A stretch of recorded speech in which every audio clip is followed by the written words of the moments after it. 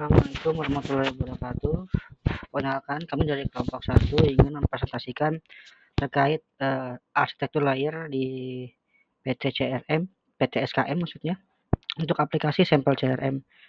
Untuk kelompok kami ada Putra Hari Pratama, saya sendiri, lalu ada Muhammad Ridwan, ada Muhammad Amin, Fadilah Riyadi, Rafadila, dan Taufikur Rahman. Deskripsi detail. Komponen utama dalam arsitektur ini yaitu pertama ada klien. Perannya adalah pengguna akhir seperti admin, karyawan, dan klien atau pelanggan.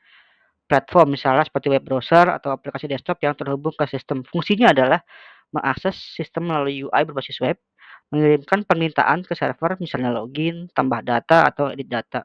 Web server.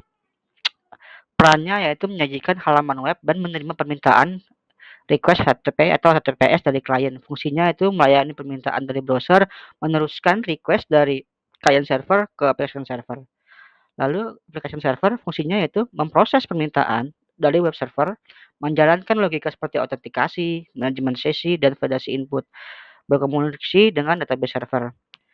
Yang keempat, database server. Perannya adalah tempat untuk menyimpan data utama, contohnya adalah MySQL, MariaDB, ada juga Oracle dan sejenisnya. Fungsinya menyimpan data seperti clients, employee, deals, finance, products, dan companies pada data-data PT SKM. Lalu juga fungsinya itu menyediakan akses data untuk application server. Terakhir ada firewall atau router. Perannya adalah melindungi sistem dari akses tidak sah. Jadi kita asumsikan bahwa sistem ini haruslah memiliki pelindungan dari router atau firewall untuk memastikan bahwa orang-orang yang tidak berhak web itu tidak akan bisa terbuka websitenya. Lalu fungsinya itu juga mengatur trafik jaringan antara klien dan server dan juga melindungi server dari ancaman eksternal. Baik, yang selanjutnya saya akan menjelaskan mengenai use case diagram. Di mana pada sistem yang kami buat ini terdapat satu aktor utama yaitu admin. Nah, admin ini merupakan pengguna yang memiliki hak akses penuh terhadap seluruh fitur sistem yang ada. Nah, di sini untuk use case-nya ada 4 ya. Yang pertama adalah manage data client, kemudian manage data karyawan, manage data produk, dan juga manage info dan logistik. Nah, untuk use case yang pertama yaitu manage data client ini, dia itu memiliki tiga aktivitas utama, di dalamnya. Nah, di antaranya yaitu menambahkan data klien, kemudian mengedit data klien, dan juga menghapus data klien. Nah, di sini juga ada relasi include yang menunjukkan bahwa setiap pengelolaan data klien ini akan selalu melibatkan salah satu dari ketiga aktivitas tersebut. Nah, untuk kemudian yang use case berikutnya yaitu manage data karyawan. Nah, manage data karyawan ini sama seperti use case yang pertama yaitu manage data client. Ini juga sama-sama memiliki 3 fitur utama. Baik, ini adalah use case description untuk salah satu use case kita, yaitu kelola perusahaan. Di use case ini terdapat flow event di mana user input data perusahaan yang belum terdaftar di dalam sistem. Dan kita udah mengimplementasikan use case ini tersebut dalam aplikasi kita. Mari saya tunjukkan. Nah, ini dia penampilannya. Untuk di atas kiri merupakan tampilan utama untuk data kelola perusahaan tersebut. Dan di menu utama kelola perusahaan ini, user bisa add data baru, edit data yang udah di-input, delete, dan juga lihat detailnya.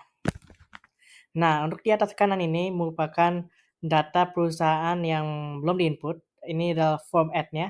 Jadi user bisa menginput data-data data-data perusahaan yang mau di-input, dan kalau udah diisi tinggal di-add. Dan untuk di bawah kiri merupakan form edit di mana user bisa mengedit data yang telah di-input sebelumnya. Dan untuk yang di bawah kanan merupakan menu detail perusahaannya yang nggak bisa dilihat di menu utama kelola perusahaan.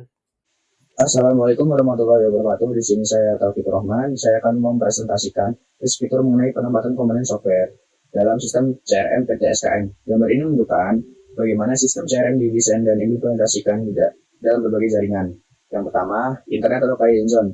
Zona ini merupakan titik awal akses dari pengguna eksternal seperti admin desktop, stylus mobile, web browser. Seluruh perangkat ini terhubung melalui jaringan internet dan berfungsi untuk mengakses sistem CRM melalui browser atau aplikasi, baik karyawan maupun pihak eksternal. Yang poin kedua, DMS Zone, yang berfungsi sebagai lapisan keamanan pertama antara jaringan internal dan eksternal. Terdiri dari 3 komponen. Yang pertama, firewall, mengamankan lalu lintas data yang masuk dan keluar. Firewall memastikan bahwa hanya lalu lintas yang sah diizinkan mengakses sistem dan melindungi dari ancaman luar. Nah, yang kedua, load balancer menyebarkan penggunaan pengguna secara merata beberapa website server di belakangnya agar sistem tetap stabil dan optimal walaupun terjadi lonjakan trafik. Poin ketiga, web server melayani permintaan web dari user dan bertindak sebagai penghubung antara pengguna di luar dengan aplikasi CRM di zona internal. Yang ketiga ialah internal aplikasi zone. Internal aplikasi zone ini terdiri dari 3. Yang pertama, CRM App Server. Server inti dari sistem CRM yang menjalankan aplikasi berbasis PHP. Di sinilah bisnis pertama kali pengelola klien, transaksi, dan analitik dijalankan. Baik, pada slide ini kita akan membahas kaitan NFL dengan prosedur, aturan lingkungan, existing, dan tools. Untuk memastikan sistem CRM di PT SKM berjalan optimal dan andal, kita perlu memperhatikan kebutuhan non-fungsional atau NFR. NFR ini tidak langsung terlihat oleh pengguna, tetapi sangat penting agar sistem berjalan dengan aman, cepat, dan siap berkembang. Yang pertama adalah keamanan security. Kita menggunakan firewall seperti pfSense di DMZ Zone untuk melindungi jaringan internal dari akses yang tidak sah. Semua komunikasi dari client ke server menggunakan protokol HTTPS agar data tetap terenkripsi saat dikirim. Kita juga memakai out server khusus untuk memastikan hanya pengguna yang berhak yang bisa mengakses sistem. Karena PT SKM mungkin belum punya kebijakan keamanan data internal yang ketat, sistem ini dirancang dengan lapisan-lapisan keamanan agar tetap aman. Lalu yang kedua adalah ketersediaan. CRM harus bisa diakses kapan saja, terutama untuk tim, jadi ketersediaan tinggi sangat penting. Untuk mendukung ini, kita pakai tools seperti Nginx sebagai load balancer agar sistem tetap aktif meski ada lonjakan trafik. Lalu yang ketiga adalah skalabilitas. Seiring pertumbuhan perusahaan, jumlah pengguna dan data akan meningkat. Arsitektur sistem dirancang agar bisa di-scale up tanpa perlu dibongkar ulang. Tools seperti load balancer dan desain modul aplikasi yang terpisah sangat mendukung pertumbuhan ini. Nah, sebagai penutup daripada presentasi ini, izinkan saya menyampaikan beberapa poin atau kesimpulan utama dari sistem CRM. Nah, yang pertama itu adalah sisi keamanan. Jadi sistem ini sudah dirancang dengan sangat matang. Penggunaan firewall di DMZ, protokol HTTPS, dan autentikasi server memastikan bahwa data pelanggan PT SKM ini akan terlindungi dengan baik daripada potensi ancaman eksternal.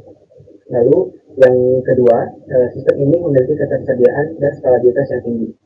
Nah, dengan dukungan load balancer dan aplikasi database, performa tetap optimal bahkan saat terjadi lonjakan traffic atau gangguan pada salah satu komponen. Lalu yang ketiga itu dari sisi kinerja. Pemisahan layar-layar serta penggunaan teknologi seperti Nginx, Apache, dan MySQL membuat aplikasi ini responsif dan dapat diandalkan untuk kebutuhan operasional sehari-hari.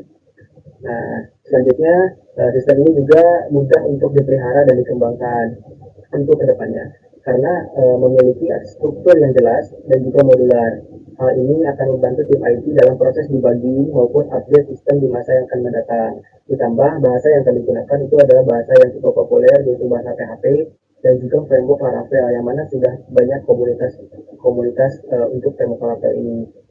Nah, selanjutnya sistem ini juga dibangun untuk benar-benar mendukung proses bisnis inti, mulai dari pencatatan prospek, peluang penjualan, pengelolaan data pelanggan hingga pelaporan. Nah, dengan semua fondasi tersebut, kami yakin sistem CRM ini dapat menjadi tulang punggung digital PT SKM dalam meningkatkan efisiensi operasional dan memperkuat hubungan dengan pelanggan. Demikian kesimpulan dari pengembangan sistem yang kami lakukan. Terima kasih atas perhatian dan kesempatan yang telah diberikan. Kami siap untuk mendengarkan masukan. Terima kasih. Kurang lebih mohon maaf. Assalamualaikum warahmatullahi wabarakatuh.